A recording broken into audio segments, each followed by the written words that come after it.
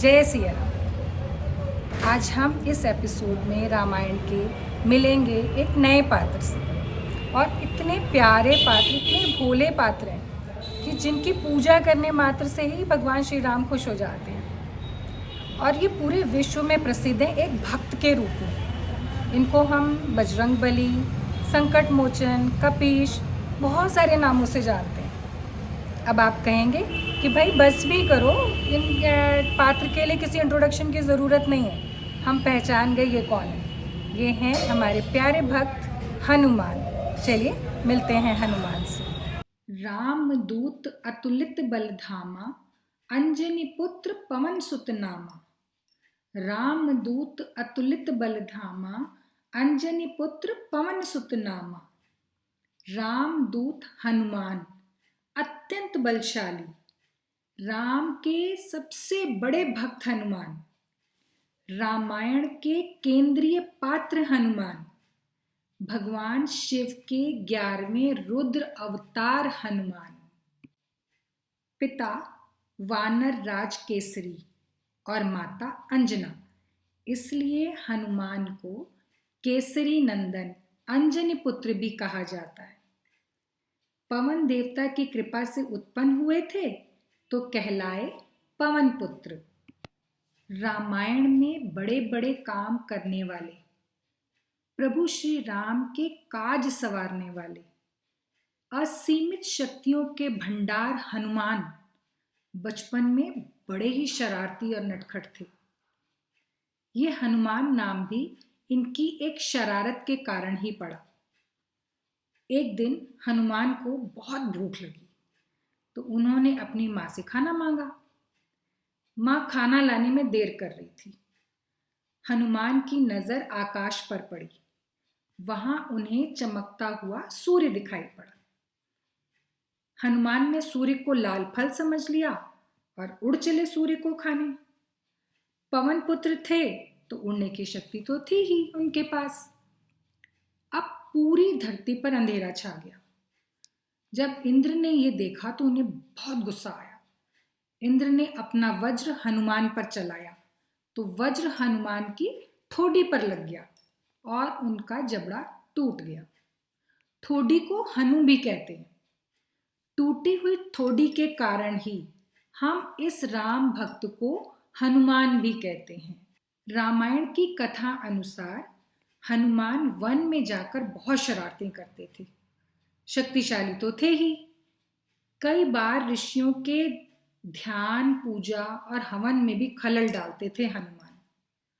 उनकी शरारतों से परेशान होकर ऋषि अंगिरा और भृगु वंश के ऋषियों ने हनुमान को शाप दे दिया कि जिन शक्तियों के कारण तुम हमें परेशान करते हो, यही शक्तियां तुम भूल जाओगे। अब हनुमान को अपनी गलती का एहसास हुआ। उन्होंने ऋषियों से क्षमा मांगी और कहा कि अब मैं ऐसा कभी नहीं करूंगा, अपनी शक्तियों का गलत इस्तेमाल कभी नहीं करूंगा। बालक हनुमान की प्रार्थना से ऋषियों का मन पिघल गया। उन्होंने कहा कि ठीक है, लेकिन ये शक्तियां तुम्हें तभी याद आएंगी जब कोई तुम्हें इन शक्तियों की याद दिलाएगा। हनुमान का जन्म तो श्री राम की सहायता करने के लिए ही हुआ था, तो श्री राम और हनुमान का मिलना भी जरूरी था। हनुमान और श्री राम की पहली मुलाकात ऋष्यमुख पर्वत पर हुई थी। श्री राम और लक्ष्मण सीता की खोज में वन वन भटक रहे थे। वानरों ने जब श्री राम और लक्ष्मण को देखा तो डर गए। उन्हें लगा कि ये दो धनुषधारी हमें मार देंगे। हनुमान ने तुरंत ब्राह्मण का वेश धारण किया और राम लक्ष्मण के पास गए और बातचीत करने लगे। तब हनुमान ने जाना ये तो वही श्री राम हैं जिनकी मैं वर्षों से प्रतीक्षा कर रहा था। श्री राम और हनुमान का मिलन न केवल पवित्रता और भक्ति का प्रतीक है, बल्कि भगवान और उनके सबसे बड़े भक्त के बीच अनन्य प्रेम और विश्वास को भी दर्शाता है। हनुमान श्री राम और लक्ष्मण को अपने कंधे पर बिठाकर वानर राज सुग्रीव के पास ले गए। इस तरह वानरों और श्री राम की मित्रता हो गई और यही मित्रता राम रावण युद्ध में सहयोगी बनी। इस मिलन के बाद हनुमान ने अपना पूरा जीवन भगवान राम की सेवा में अर्पित कर दिया। रामायण में एक प्रसंग है कि सीता की खोज करते हुए हनुमान, जामवंत, अंगद और वानर सेना दक्षिण दिशा में समुद्र तट पर पहुंचे। मरते समय जटायु ने श्री राम को बता दिया था कि रावण ने ही सीता हरण किया है और सीता लंका में कैद है। सब समुद्र के किनारे खड़े थे और सामने लंका दिखाई दे रही थी। समुद्र पार करके लंका जाना था, पर जाए कौन? सब हिचकिचा रहे थे और हनुमान तो अपनी शक्तियां याद ही नहीं कर पा रहे थे, जबकि वे एक छलांग लगाकर लंका पहुंच सकते थे, लेकिन बचपन के श्राप के कारण वे सब कुछ भूल गए थे। तब सामने आए जामवंत। उन्होंने हनुमान को उनकी शक्तियों की याद दिलाई और हनुमान पहुंच गए लंका। अरे रुकिए, लंका जाते हुए और समुद्र पार करते हुए हनुमान जी के साथ क्या हुआ, ये भी तो जानना है। सुंदर कांड में हनुमान सीता की खोज में समुद्र पार कर रहे थे, तो रास्ते में मिली राक्षसी सुरसा, सर्पों की माता सुरसा। बोली, आज तो शानदार भोजन मिला है, मैं तो तुम्हें खाऊंगी। हनुमान ने हाथ जोड़कर छोड़ने की प्रार्थना की, पर थी राक्षसी तो कहाँ मानने वाली थी। सुरसा ने अपना मुंह चौड़ा कर लिया। ये देखकर हनुमान ने भी अपना आकार बढ़ा लिया। जैसे जैसे सुरसा अपना मुंह चौड़ा करती, हनुमान अपना आकार बड़ा करते जाते। अचानक हनुमान ने अपना आकार छोटा कर लिया और सुरसा के मुंह में जाकर कान से बाहर निकल आए। सुरसा को कुछ पता ही नहीं चला। हनुमान ने हाथ जोड़कर सुरसा से कहा, माता, अब मुझे जाने दो, मैं तो तुम्हारे मुंह में जाकर वापस भी आ गया। सुरसा हंसी, बस तुम्हारी परीक्षा ले रही थी, तुम सच में बुद्धिमान और शक्तिमान हो। जाओ, तुम्हें हर काम में सफलता मिलेगी, ये मेरा आशीर्वाद है। अब हनुमान पहुंचे लंका और मिले सीता जी से अशोक वाटिका में। मुश्किल ये थी कि सीता हनुमान को पहचाने कैसे कि ये श्री राम का ही दूत है। अब हनुमान ने सीता को वो अंगूठी दिखाई जो श्री राम ने सीता के लिए भिजवाई थी, ताकि सीता को विश्वास हो कि हनुमान ही राम के दूत हैं। सीता को हनुमान की बातों पर विश्वास ही नहीं हो रहा था कि ये छोटा सा वानर और इसकी सेना राम को रावण के साथ युद्ध करने में मदद करेंगे। तब हनुमान ने अपना विराट रूप सीता को दिखाया। फिर कहीं जाकर सीता को तसल्ली हुई। सीता की आज्ञा लेकर हनुमान अशोक वाटिका में लगे फल खाने। वो फल खाने के नाम पर अशोक वाटिका को तहस नहस करने लगे। ये बात रावण के कानों तक पहुंची कि एक वानर अशोक वाटिका को बर्बाद कर रहा है और किसी के हाथ ही नहीं आ रहा। हनुमान को पकड़ने के लिए मेघनाथ को ब्रह्मास्त्र चलाना पड़ा, तब जाकर हनुमान पकड़ में आए। हनुमान को देखकर रावण जोर जोर से हंसने लगा। उसे लगा, ये तुच्छ वानर मेरा क्या बिगाड़ लेगा। जिस शत्रु का दूत ही इतना छोटा है तो उस शत्रु से भला क्या डरना। रावण के दरबार में हनुमान ने अपनी पूंछ से अपना आसन खुद बनाया और रावण को ललकारा। रावण तो अहंकारी, क्रोध में आकर उसने हनुमान की पूंछ में आग लगवा दी।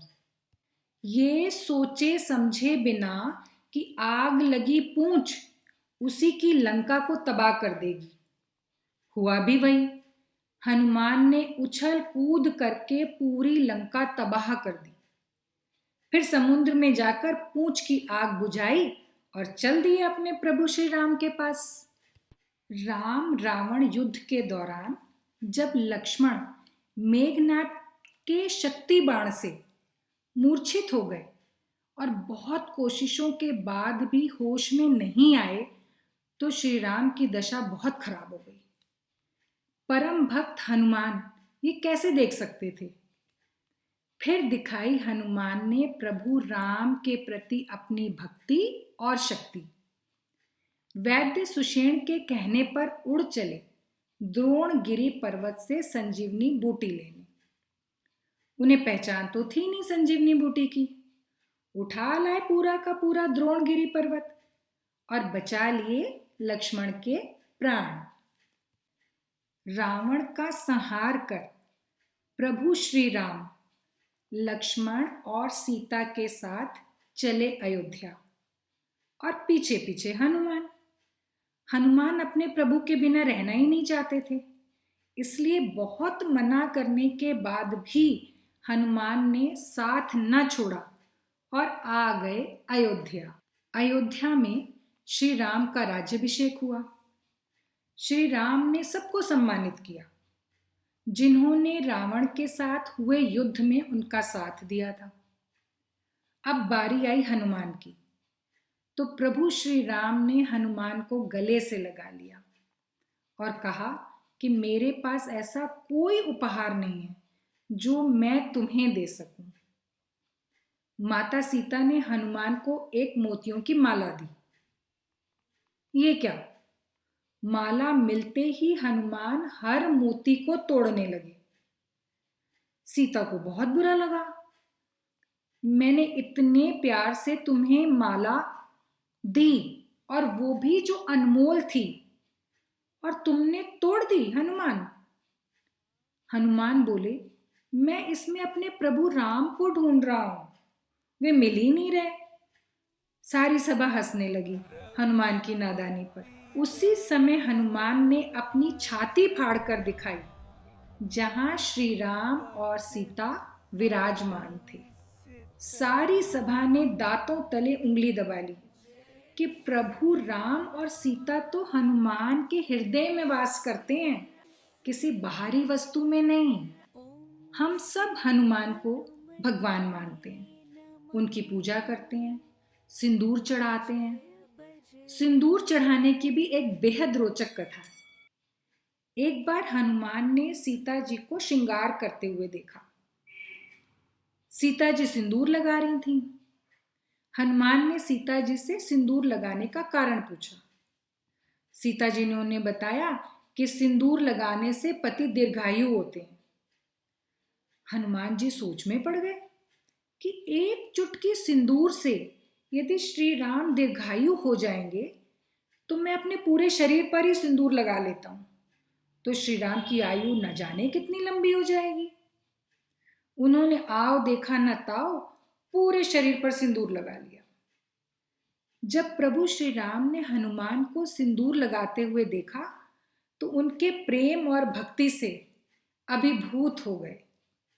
हनुमान को आशीर्वाद देते हुए कहा, जो भक्त तुम्हें सिंदूर चढ़ाएगा उसकी सारी मनोकामनाएं पूर्ण होंगी। तब से ही हनुमान जी को सिंदूर चढ़ाने की प्रथा शुरू हो गई। पौराणिक मान्यताओं के अनुसार हनुमान ने आजीवन ब्रह्मचारी रहते हुए प्रभु राम की सेवा की।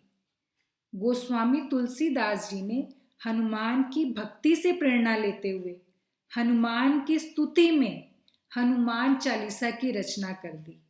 जो संसार में आया है उसे तो संसार से जाना ही है। प्रभु राम के जाने का वक्त भी आ गया था, पर हनुमान तो उन्हें छोड़ ही नहीं रहे थे। तब प्रभु राम ने हनुमान के साथ एक छोटा सा छल किया।